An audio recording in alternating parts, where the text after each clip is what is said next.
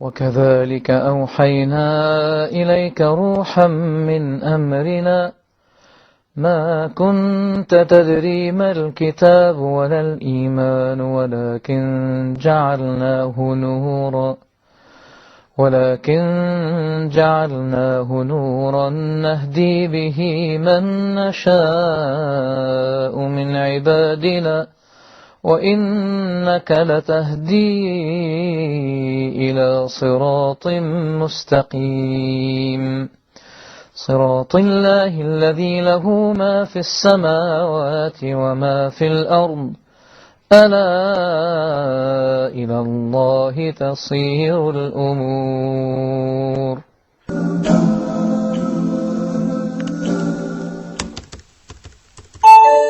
We've got another email. You're watching the mailbox.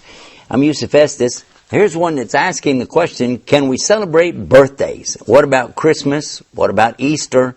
And other celebrations? What about that? Well, first of all, in Islam we know that everything regarding worship of Allah is dictated by Allah and His Messenger, and we must not add to or take away from what's been said about that.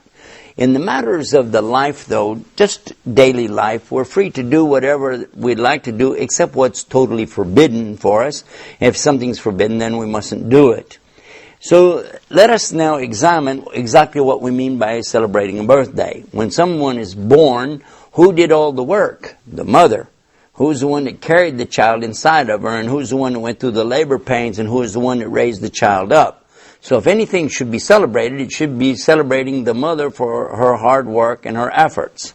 Also, another thing, when you talk about birthdays, would you be talking about the sun calendar, which is now associated with the Christian religion, or would you be talking about the lunar calendar, which is associated with the Jewish and the Muslim religion? Because if you go by the sun calendar, there's 365 days, 0.4. And then if you go by the lunar calendar, there is 354 days. So the years are not going to be the same anyway.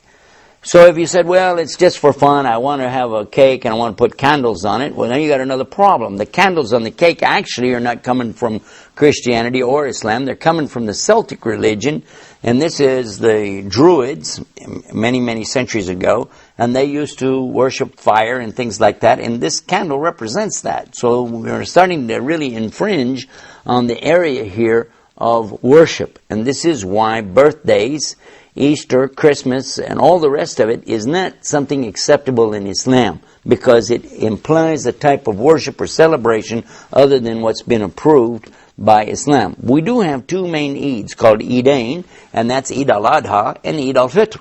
And if you understand how that works, we've got plenty of time to celebrate in there, have a good time. And as far as some of the other celebrations people are talking about here, I wish you would talk with your imams about this and find out the reason why. Okay, we've got another one in here. It's asking about plucking the hair from the face and the eyebrows. Well, if you're altering what Allah has given you, you must have a really good, legitimate reason for this.